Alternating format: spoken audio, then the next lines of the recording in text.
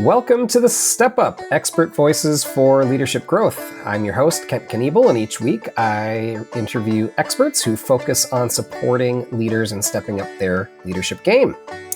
One of the areas of interest for me in my own consulting and coaching business is leaders who have been recently promoted.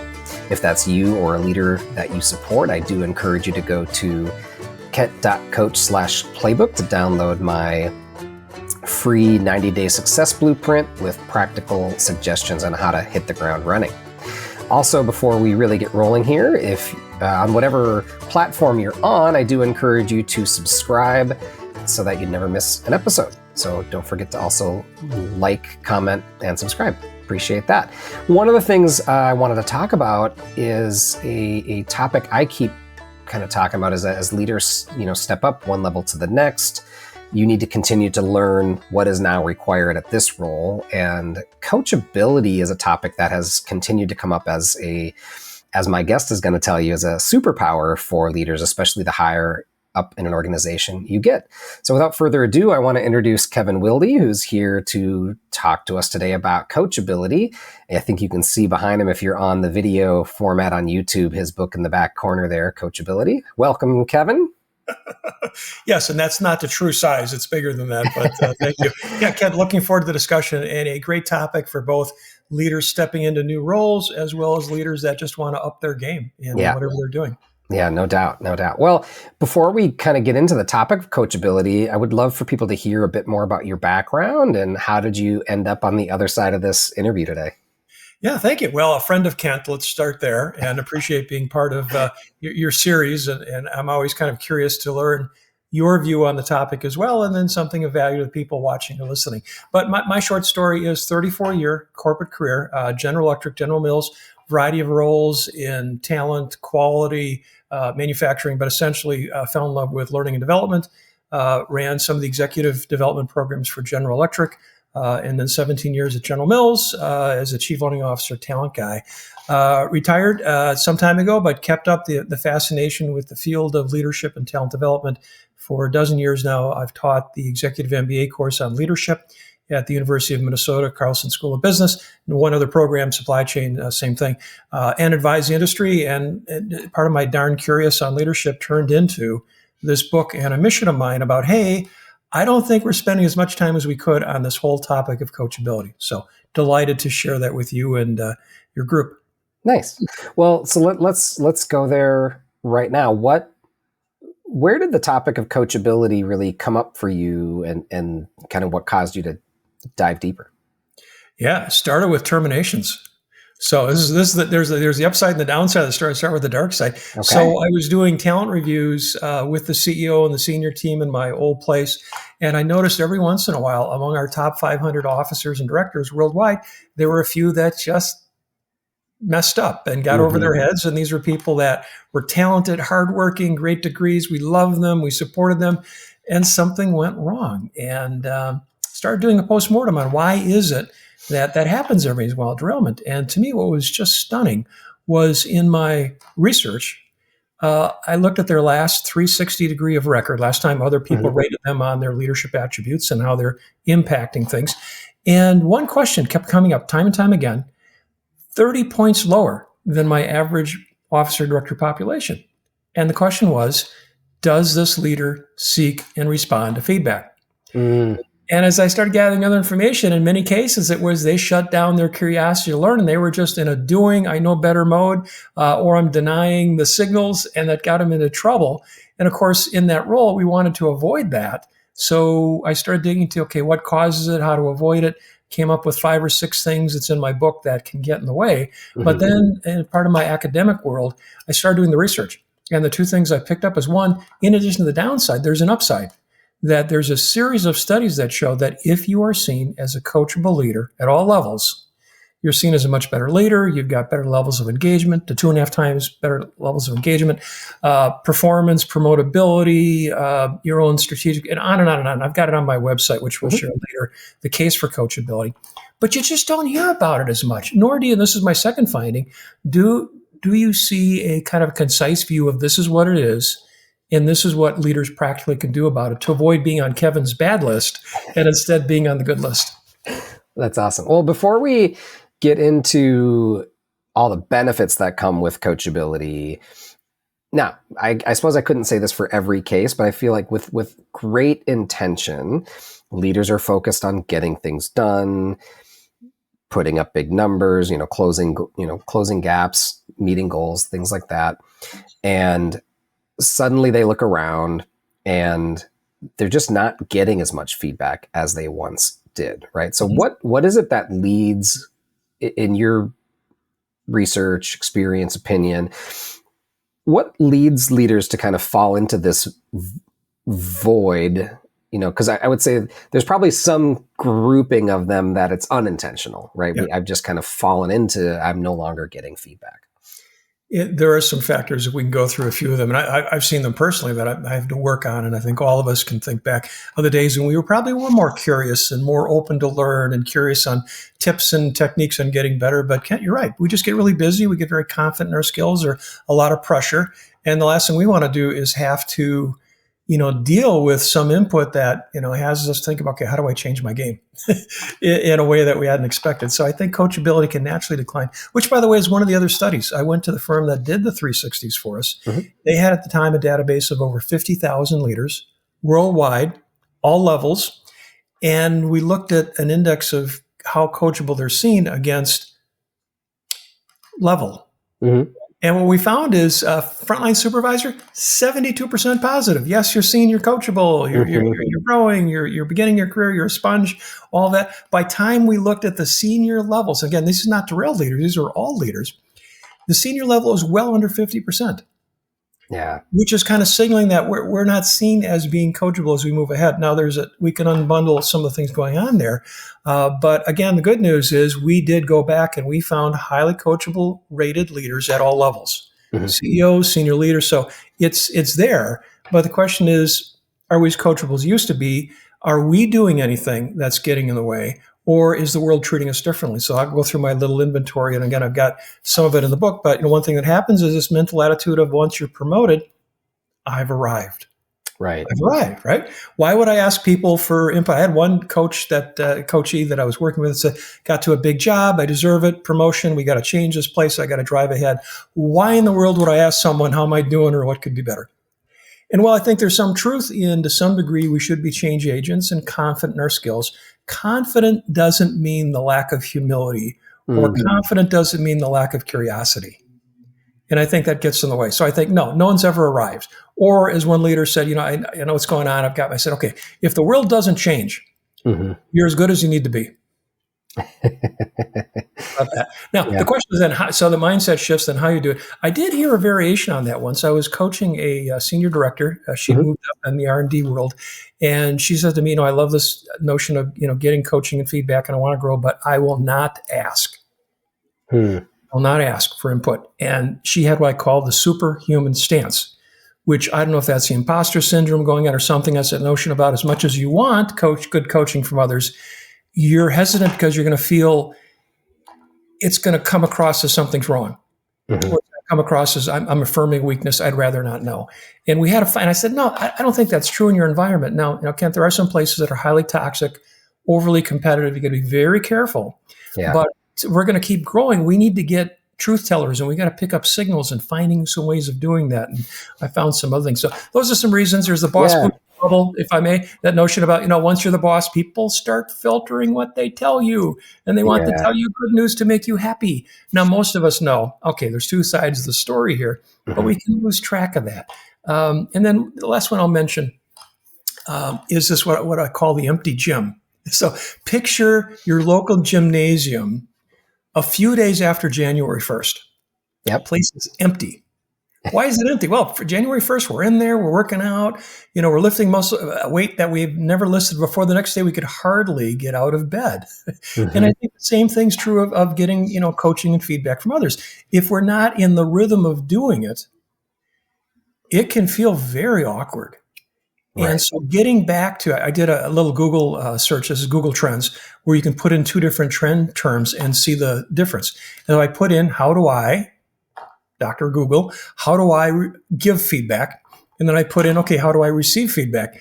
it was a 10-to-1 ratio. For every 10 searches on tell me how to give it, there was only one on how to get it. So I think we have to equal that balance out a bit more. And I think as leaders growing and developing, we can up our game. That's super interesting. And while I hope to have her on the podcast someday, I'm going to credit Kim Scott, who wrote the book Radical Candor. And she said something, who knows, I'm potentially butchering it, but she said something in her book that I've kind of taken with me ever since. And it essentially, towards the end of the book, she was talking about how do you create a feedback culture, right? Mm-hmm. And the misconception is you create a feedback culture by getting better at giving feedback, going out and giving more feedback more boldly. And what she says is it's actually the opposite is what creates a feedback culture, is asking for more feedback more boldly. So it just connects with what you're saying here, which is you have to build that muscle and repetition of seeking feedback, right? Yeah. And one thing you said earlier, which is, sounds like folks who are kind of earlier in their leadership career tend to have more coachability, right? And I wonder what the correlation to humility, might be earlier in career, in terms of, I know I've just been promoted to my first leadership role. I know I need to ask for more feedback. I need to learn how to do this thing that's leadership. But as you get higher and higher, the desire to prove that they made the right choice in promoting you, and how much that stops you from seeking feedback. It is, and absolutely I do with that point of view about if you want to build a more of a positive, let's call it a growth culture, mm-hmm. that, doing it yourself, supporting others that do it is the right way to start. By the way, and I'll just get this out of the way. I do not like the word feedback. Okay. It's got too much baggage. I use it in my book. Okay, and we can still use it. But I was just off a call someone that took my coachability assessment, scored mm-hmm. low in one or two categories, had a conversation with their boss about it, and he said, the boss doesn't give me much feedback. So we kind of went through how do you get to a place where you're getting what you need to grow, and we can talk about that too. But I said, by the way, don't use that word.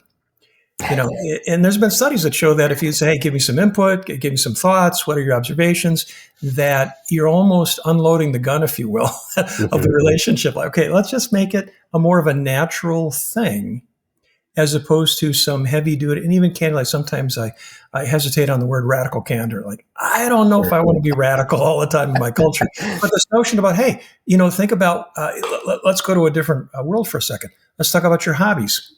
Let's talk about the world that you are truly an amateur again, whether it's golfing or it's gardening. We're in an interesting spot there because, you're always looking for tips. What's a better way of doing this? What are the experts doing here? I know I'm not perfect, but I'm good enough to want to get better. And I think that's the mindset leaders can take as well. Let's talk about sports and feedback and adults for a second here. So, because what you said so I'm endlessly fascinated by this topic. So I've been curling for, 7-8 years off and on. I took a big gap between my first year and had babies, and, it was harder to get out of the house. And so now I've been curling maybe 5 or 6 years in a row now. And I moved into being the skipper of my team this last year. And it's interesting too, because I wonder how much is it the comfort in others giving feedback, even when it comes separate from me as a leader asking or even being open to feedback as well, because I noticed, because I'm just learning how to be a skipper, right? You have to read the ice, you're calling the shots, you've got to get comfortable yelling, in this large ice rink, right? And that's not my go-to. And I noticed in he's basically our team captain, whether or not he's the skipper anymore. I noticed sometimes he's just like, hey, I'll stop giving you advice. I'm like, no, don't stop giving me advice. Right. And then sometimes we'd have substitutes with some really awesome seasoned curlers come and play with us. Mm-hmm. And I know I would notice them huddling and talking, at the other end of the ice rink of the sheet. And I, every now and then I just was like, all right, I need to show them that I'm open to feedback to keep getting it, because I'm just learning. And if people don't tell me what to do or how to do it or how to be more clear or give me some pointers, I don't see them naturally wanting to do it, right? There seems to be this hesitance. I don't know if it's an age and maturity thing where it's like, well, there's this assumption that nobody wants feedback or nobody wants advice and pointers. So I would have to intentionally pull these people aside and just say, I'm open to any thoughts or advice you have tonight. Like I'm just learning.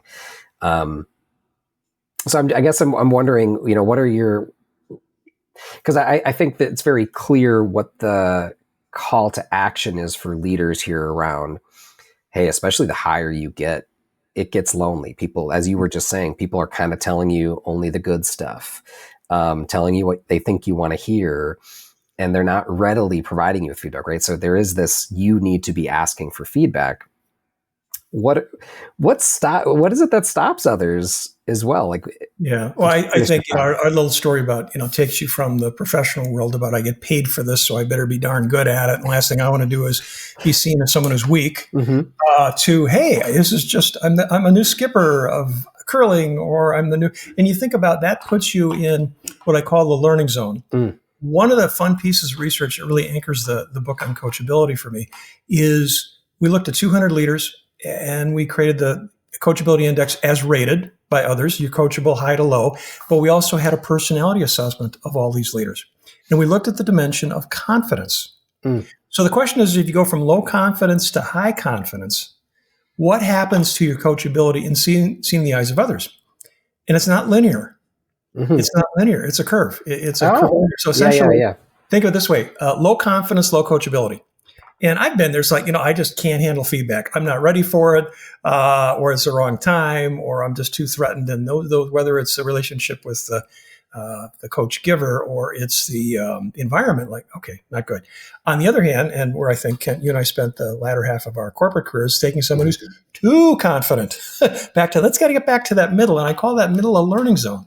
Yeah. And one of the questions that we need to ask ourselves is, think back when you're in your learning zone, when you're in the flow of being curious, you being hey, I'm a new skipper. I want to learn things. I'm going to reach out to others and do that. I'm going to see what others do. I'm going to just reinforce that notion about, I'm curious. That's being in the learning zone. It can be different for other people, but I did a study at 800 leaders over time. What puts you into their learning zone? And among the top items included curiosity. I'm just, okay, I want to be the best skipper. I'm curious about that. So I think getting back to where am I curious versus I'm just in a doing mode, I'm in a pushing mode. So I want to get work done, but is there a better way of doing it? How am I coming across? How are other people seeing me? Where could things be better? Or even reinforcing, this is working well, I got to keep doing it. So getting back to that curiosity is one thing. Interesting enough, I've had some people that say, if it's a problem, and I think it's a problem-solving mindset about, this is a problem, and I want to solve this problem. And that's going to put me in the learning zone, not in a defensive way, but in a confident way, like, okay, this I got to figure this out.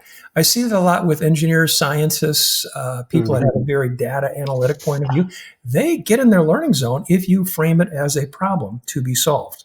That's another way to look at it. And there's others, but just that mindset of whether it's the growth mindset approach, or just that notion about, I still have to have the mindset of a beginner if I'm ever going to pick up how to get better.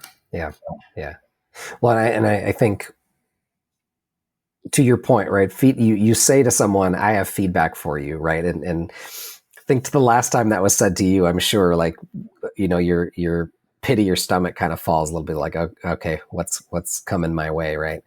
And I think given everybody has probably had a mix of experiences of receiving feedback, that probably impacts others' willingness to proactively give you feedback, right? You, the leader, we're kind of talking about here today. So that leads me to, the call to action for moving yourself, being curious, doing what you can to put yourself in the learning zone, as you're talking about here.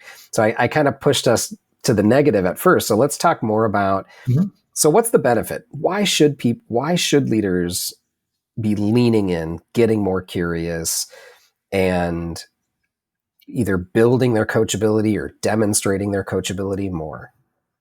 Well, I'll put it in a couple of ways. One, there's probably something out there that if you heard it, could make even better. either to achieve what you need to achieve or stronger relationships or just being more capable. There's something out there. And the other way I put it is, you can't solve a problem you don't know about. I would say you can't build a strength that you haven't heard. Mm-hmm. And one thing I'm doing in one of my classes right now is they're getting a kind of a 360 called the reflected best self, that it's not a scale of ratings on behaviors, it's storytelling. So you ask 10 to 20 people, write down a little story of when you saw me at my best. And that's my concluding exercise of this class, to say you need to get a firm grasp, not just on what's the gap, what's the thing you're trying to get better at, but where do you have talents and abilities that the world needs more of?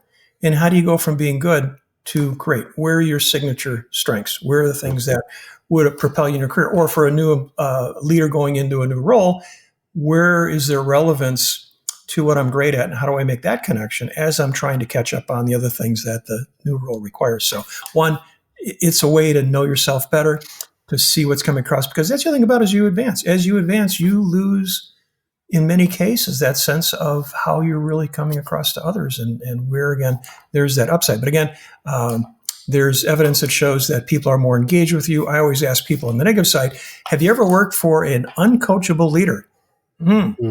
How'd that go? How engaged were you? And I said, the flip of it is true too. If someone that's great as a coachable leader, again, confident in what they're doing, capable, you respect them for what they know and what they can do. But at the same time, they're open for your thoughts and ideas and what could be better. There's a better relationship there. So I think you've got that as a connection point. And the final thing is, if you believe there's no such thing as standing still. Either you're working on something to get better and there's good momentum, or you start drifting. And I think no matter whether you're new in role or whether you've been there for a while, that notion about, do I have something intentional that's pulling me ahead? So back to my, storytelling of when are you at the best, my concluding point with the class is going to be both, it's a mirror that you can use to grow, but it's also how did you feel when people told you? And in many cases, what's really surprising, Kent, is a lot of people say, boy, people told me about the time I did whatever. I forgot completely about that, or I didn't realize it was a big deal. It was very affirming. And I think the notion about sometimes we miss how we're having a great impact on others. And I think it's good to hear that. And I also say, by the way, you should do that as well, right? So back to build the environment, you go first, but you're building the environment of then complimenting others when they're at their best. So that's the beginning of the list. But again, we'll go through at the end. But my website, Coachable Leader, thecoachability.com, I've got a whole page on the research, on the evidence for coachability. Brilliant. Well, and I don't mean to have you keep giving away all the secrets here, but I feel like from my memory, having read your book some time ago, so I'm not going to be able to parrot it all word for word, but you had talked some about the evidence of, how more highly coachable leaders are more likely to even have a more highly engaged team, lower turnover.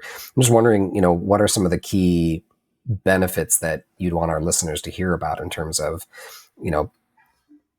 what are some of those benefits when you do have a highly coachable leader in place? Yeah, evidence would suggest, this is my professorial role, evidence would suggest that leaders that are rated as highly coachable also have people reporting, I'm more engaged in my work.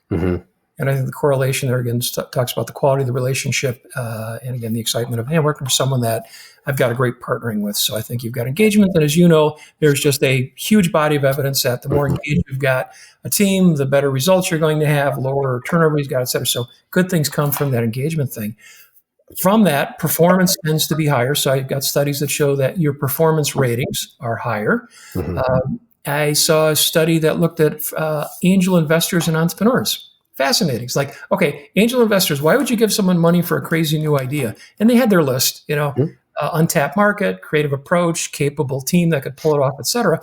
But coachability was one of the elements. And I think it's the angel investor saying, I just don't want to give you my money. I want to be able to give you some input. Now, there's an interesting contradiction there, which, by the way, I think would be fun for you and I to go into. And that is, to some degree, by definition, an entrepreneur is bringing something new to the world that doesn't exist. And you need to have this strong enough ego and vision and confidence that you're not being taken down by the world that says, here's the 10 reasons why that doesn't work. So the question is, why would you want coachability if you're an entrepreneur?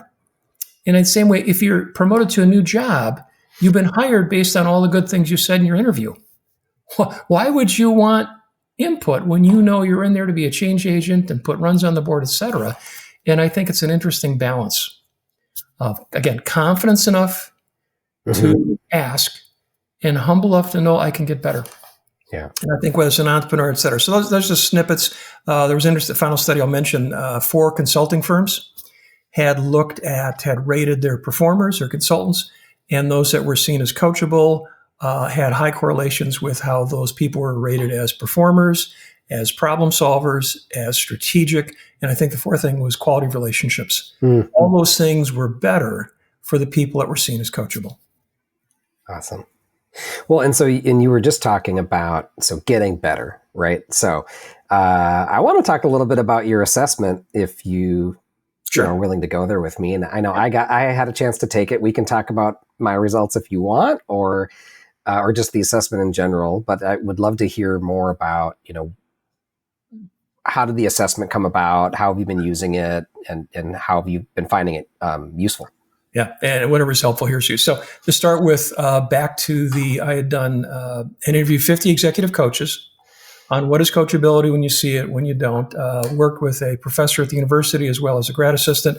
Did a big literature review and everything from emotional intelligence to self-efficacy to feedback-seeking behaviors, all of that. And 2 things I found is, one, the industry is fragmented. There's not a good point of view on this. And there's really not a good working model that both spans the academic definition of something and then the pragmatic, give me something I can work with right on my job. And so from that, I formed my model, which, given, again, the studies I had done, said highly coachable leaders do 5 things. Number 1, mindset. The mindset is one of, I want to get better. I'm curious to get better. So that I value being in my learning zone. The growth mindset, right? I'm not a finished product. Then there are 4 behaviors that I found consistently keep coachable leaders in their learning zone. And while it varied by position and personal style, it fell into 4 buckets of behaviors. One was habits of seeking.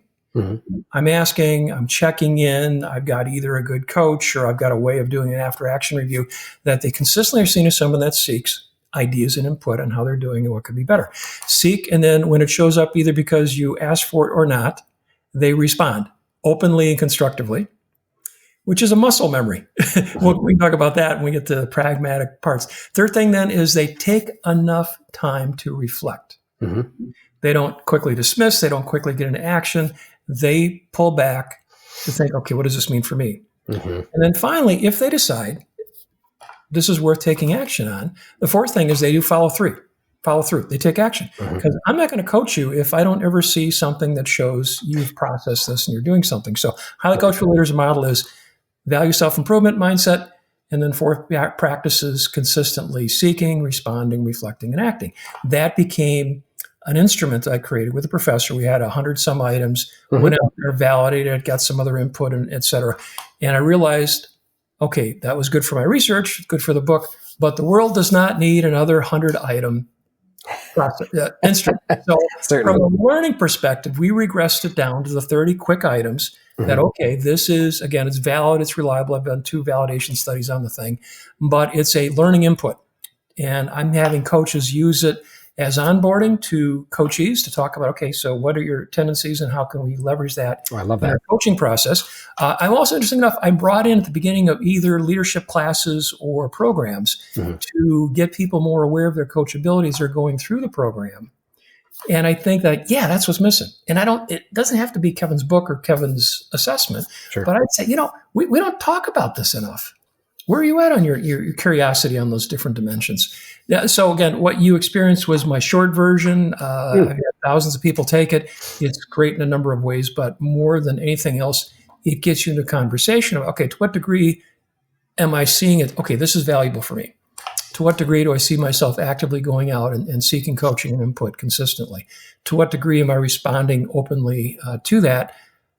Am I thinking about it enough? And then I'm taking action. And, there's a lot of variation there on people that tend to score high on some items and lower on others. And my questions are always, okay, where you're scoring high, what does that look like? How do you now leverage that more? And then of the lower scores, what has your attention that maybe a little habit or a practice could help? Mm-hmm. And the book is full of, I went back, I did look at a number of leaders on each of those dimensions, and there's like 7 or 8 techniques and tips. And, on my website, I've got blogs and new ideas on worksheets and whatnot. And then how do you then practically distill it? So long story to say, yep, Kevin studied it. Here's my model. And the model is reflected in the little instrument, which can give people like you a thought, okay, where would this tell me I'm doing on this dimension and what has my attention? So I guess the question, Paul, for you is, what had your attention? So when I took the assessment, so a couple of things I'll say about it. One is it was fast, right? So I think that's really important for people. Assessments can be a huge drain on resources, of all kinds. 360s are probably the most outstanding example of that in terms of you're asking for sometimes an hour of 10 people's time for just one leader to get their 360 results. And I'm not saying we shouldn't do 360s. I'm just being, honest about kind of what needs to be metabolized here, right? So I thought it was fast, which I really liked. So I was able to get through it. I got my results immediately. So I love that. I'm not necessarily waiting on a coach to give me the results. So I think there, you've done some really good work there of making it, accessible and kind of a do no harm, right, assessment. Mm-hmm. So I liked this about it. I think you were like, hey, here's the dimension I'm measuring and here's my question. So there was sort of this like, oh, I can see what the questions are asking and trying to get at, which for me, personally, it encouraged me to be more honest too. I was like, hey, I'm not trying to get, fill this out for Kevin to give me, a thumbs up or a high five. I'm trying to learn something about myself here. So let me be as honest as I can. And I thought the assessment nailed me, pretty well, right? I think I had some real bright spots and a couple things to work on, right? And I thought it was pretty accurate. And I could see, so for my own coaching practice, I could see how this would be a great tool for a coach or a leadership development program. Mm-hmm. Even if the leadership development program is not going to focus on coachability specifically, but right, if we're going to talk about, hey, how do you go from insight to action, we might need to have a conversation about coachability, your willingness to learn, your willingness to put yourself in the learning zone. Yeah, absolutely. And back to whether it's a coaching engagement or a leadership development program of some kind, that notion about as a leader is going through it, as a participant or a client's going through it, is at the end of the day, if you're putting the program together or you're the coach, you don't make the decision. The decision on getting the value, the decision on following through is always on the other side of the table. So that notion about, well, let's equal a playing field, back to the giving, receiving feedback. Okay, so what do you want going into this? How can I help you? The other thing I've become kind of I got to write this up some point. I just got back from a meeting where someone just had this company did this, 5-star leadership development program, all the key dimensions, great methodology, great, feedback. Start at the top, brought it down, and they're sitting there. We're talking about but now they've got the really hard question being asked. What do I do now? What are people? And I said, I've done those programs too, and it's great to do it. It's kind of it upsets the pattern, and you want people to think differently and all of that, and we go out of our way to make that happen. But sometimes we miss the bigger point. And the bigger point, back to who makes the decision on, did this change my behavior or am I applying it, is, did this help me build a new habit? Small point, but classically leadership development, one thing you're putting peers together for an action learning project or peer coaching, et cetera, that don't naturally get together, right? Mm-hmm. And then programs end and these people never realize, I could meet with these people. Well, I don't need someone to put this together.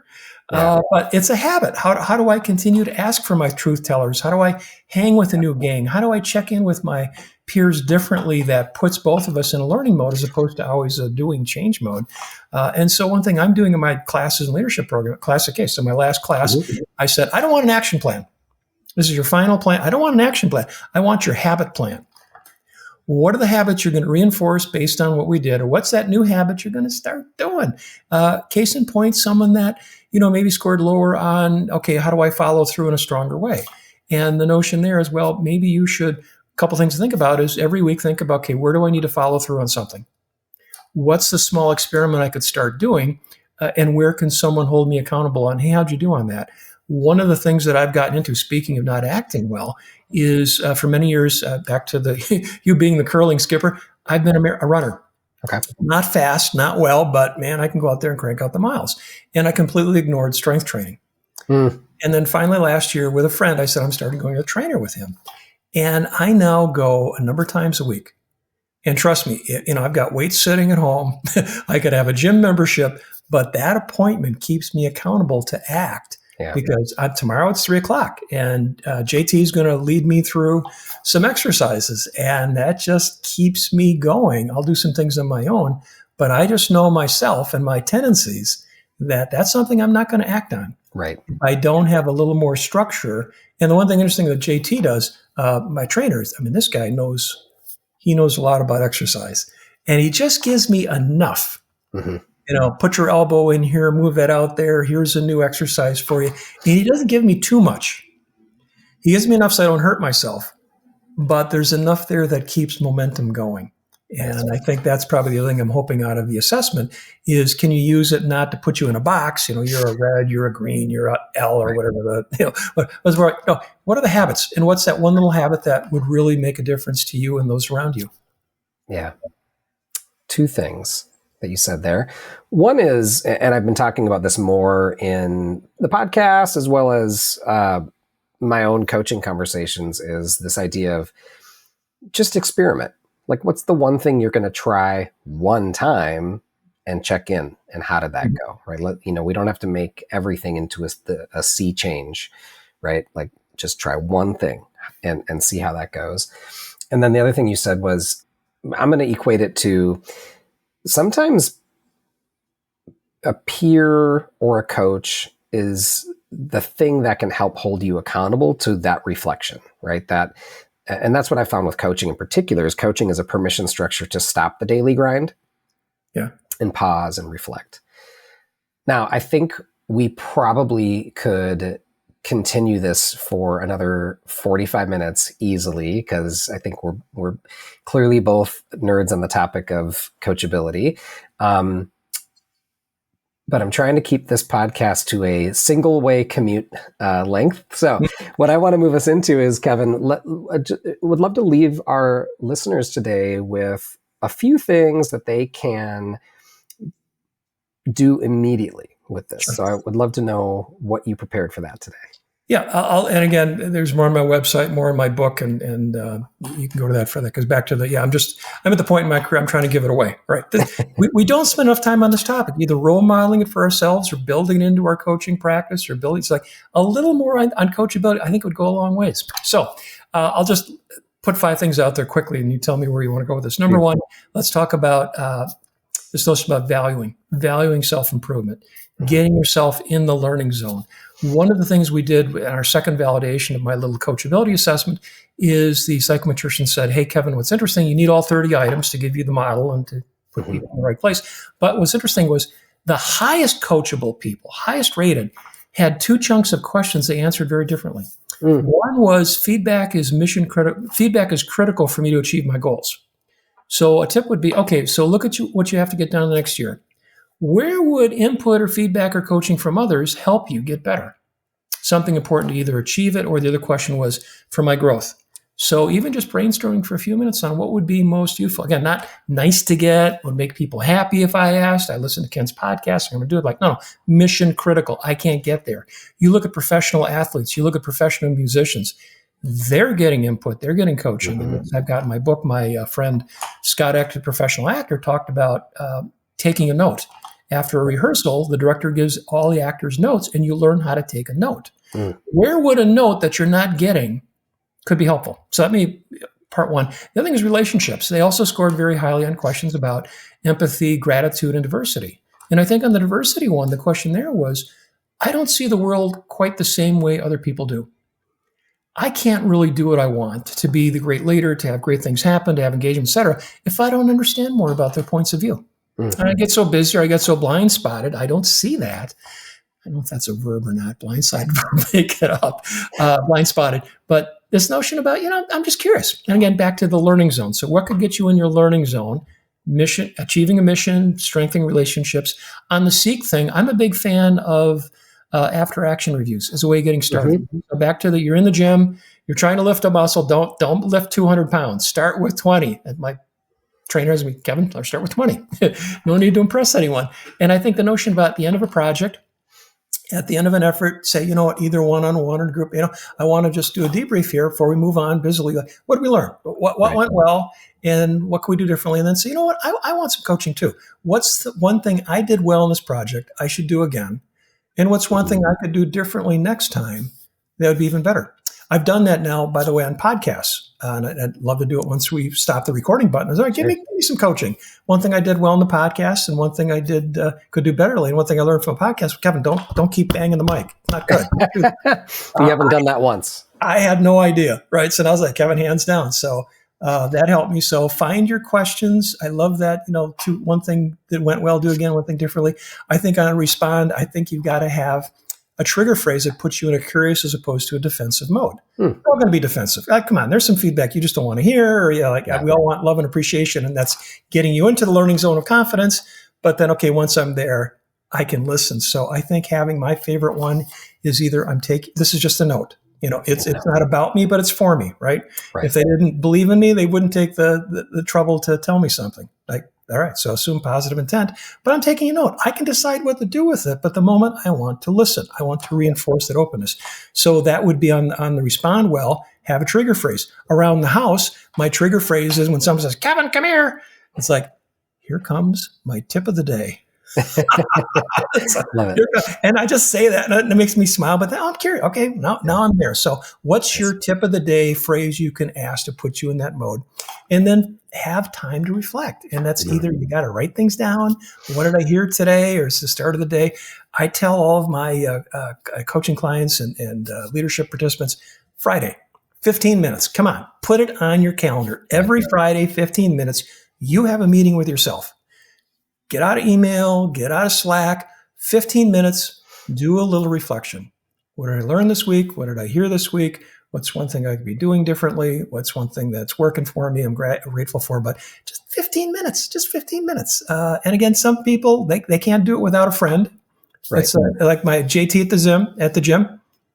I'm going to have a meeting every 2 weeks with a colleague, with someone either in the company or someone that's just a friend. We're going to have coffee and we're just going to chat. And I love when I tell my students this, when you meet with a learning buddy, tell them, here's the question you should ask me. Yep. Here's the question you should ask me. And trust me, if you try that, that's going to make a big difference.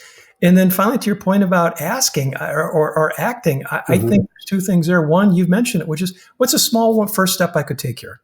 Now, sometimes you need to have the bigger map to say, here's the first step of the bigger map. Like, what's one thing I could do a little differently? And then, build them from there. If it was call the gym, find a trainer. That's all I need to do today. And then you move on from there. The other one is, if you really want to grow, if you think about it, it's not a solo effort. Right. You've got to have an ally. You've got to have a friend. You've got to have a companion on that. And so this notion about, I want to get better. I better have a learning relationship with someone, again, either a coach, a friend, a loved one, etc., that helps you along the way. We all need encouragement. We all need some tips every once in a while. So that's a quick inventory. Love it. Perfect. Thank you, Kevin. Wonderful. Well, I will certainly direct folks to your site and your book through our show notes. So I appreciate all the practical advice. So that brings us to the end of the episode. So I just want to thank our listener first and foremost, or listeners, hopefully, for your time and attention. A couple calls to action for you as well here is, on whatever platform you are consuming this podcast, would love a 5-star rating and a comment. This just helps put the podcast in front of more eyes and ears. Again, if you're interested in leaders who have just been promoted internally, I would encourage you to go to kent.coach/playbook for my 90-day success blueprint for the recently promoted leaders. And Kevin, thank you so much for all the very fun conversation today, as well as all the practical advice. It's been fun being on this. And again, I'll now refer to you as Skipper Kent. So great to hear about the curling thing. And I think for anyone listening in, just pick one thing out of this podcast and try a little something. And trust me, it's going to be helpful. So thank you. Awesome. Thank you. And thanks again to our listeners. Until next time, take it easy.